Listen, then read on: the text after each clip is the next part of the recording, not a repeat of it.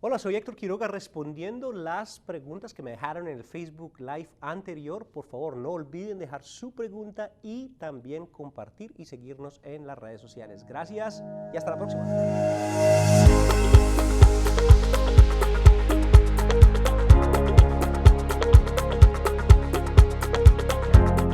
Hola, la pregunta del día de hoy es la siguiente. ¿Qué sucede en realidad en la entrevista de matrimonio? Las preguntas de la entrevista son bastantes.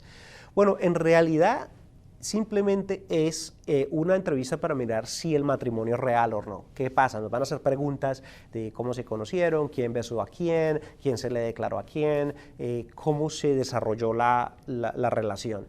Y nos separan, pero nos separan en una oficina, o sea, no es algo que digamos una interrogación de testigos con luces de todas formas en donde asusten a las personas. No, simplemente el adjudicador le dice, mira, me puedes esperar en la sala de espera, le voy a hacer preguntas a él, cuándo se conocieron, cómo se llama el papá de ella, cómo se llama la mamá de ella, y después hacen el cambio y le preguntan cómo se llama tu papá, cómo se llama tu mamá, y si las respuestas concuerdan, pues sabemos que es una relación legítima. Obviamente ellos miran la aplicación, miran que en la aplicación los nombres estén bien, que si hay un problema con las direcciones estén actualizadas, que todo esté que las respuestas sean respuestas verdaderas, ¿no? Que no haya ningún tipo de error, ese tipo de cosas. Obviamente todo se hace bajo el juramento, ¿no? Que estamos diciendo la verdad. Pero eso realmente es lo que sucede. La pregunta es un poquitico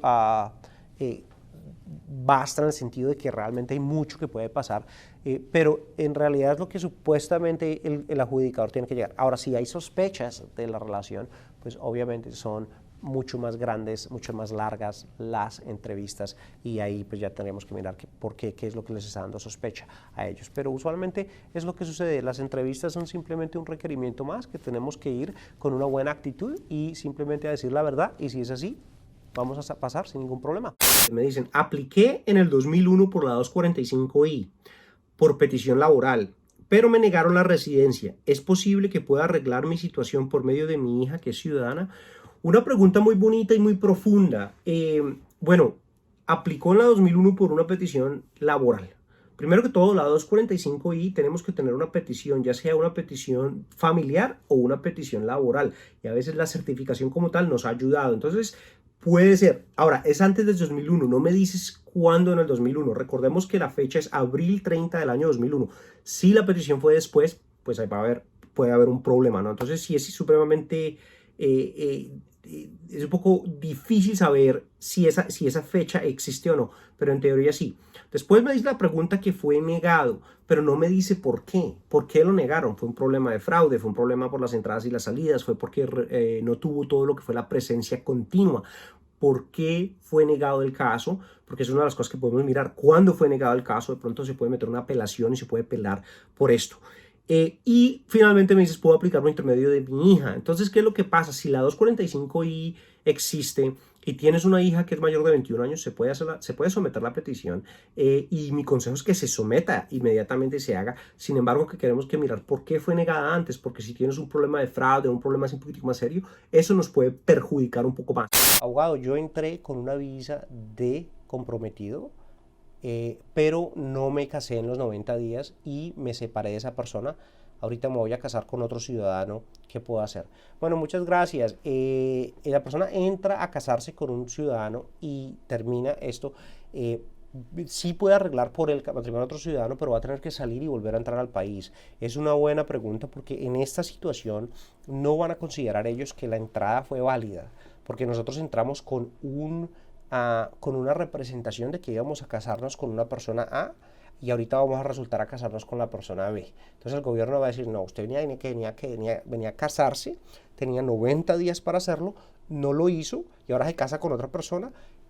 Queremos que vuelva y haga el proceso como es. De todas formas, el proceso se puede hacer desde Estados Unidos, se puede casar, meter el perdón y una salida y una entrada una vez más. De todas formas, toca que hacer otro proceso consular para realmente arreglar esto si es de esta forma. La persona puede salir, obviamente, por un periodo de tiempo. Y así es. Pero de todas formas es una buena pregunta. El solo hecho que se case con un ciudadano y que haya entrado con una visa de esta forma no es permisivo por ahí poder hacer esto. Me aprobaron la visa de comprometido. Quiero entrar pero no he podido. ¿qué puedo hacer? Bueno, recordemos que nos dan la visa, nosotros nos dan las visas usualmente por un año para entrar. Una vez entramos, tenemos que casarnos y en el matrimonio tiene que ocurrir entre 90 días para ya de ahí hacer la petición para la green card, la residencia. ¿Qué es lo que pasa?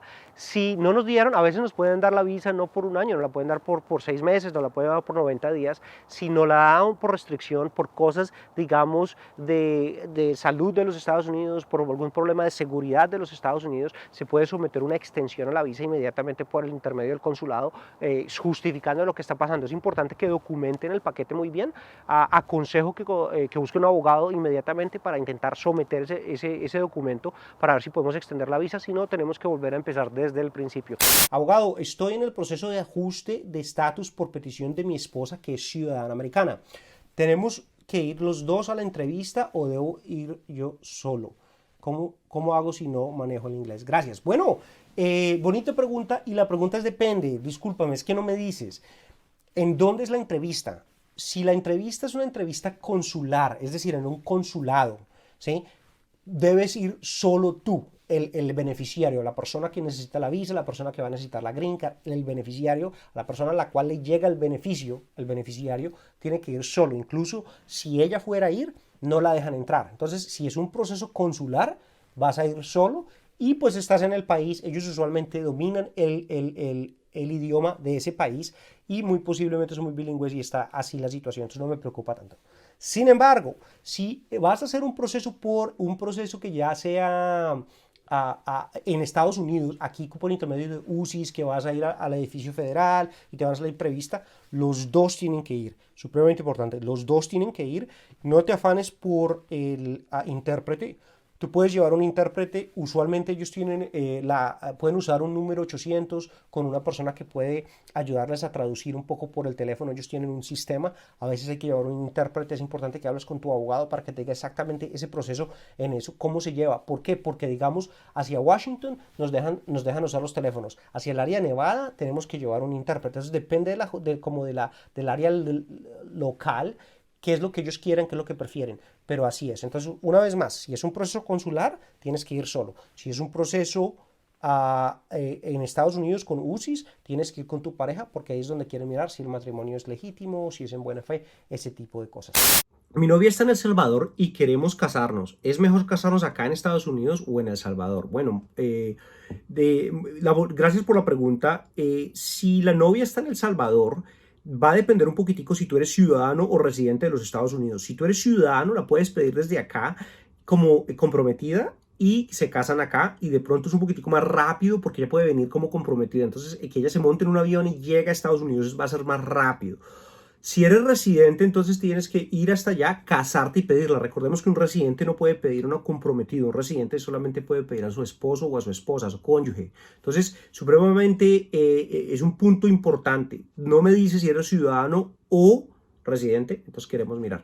En el 2008 yo estaba entrando con una visa falsa. Fui detenido, me devuelven, no me dan salida expedida.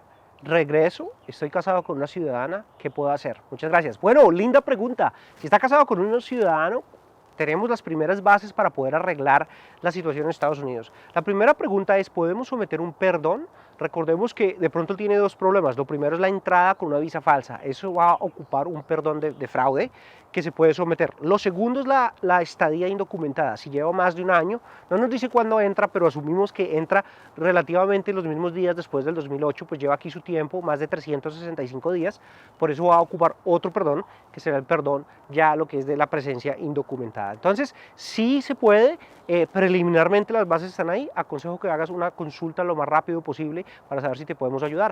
Abogado, si llevo 3 meses junto con mi novia y nos vamos a casar, ¿qué tan rápido podemos someter la petición? Buena pregunta. Llevan 3 meses casados, ella es ciudadana. ¿Qué tan pronto se puede meter la petición para que él se haga residente?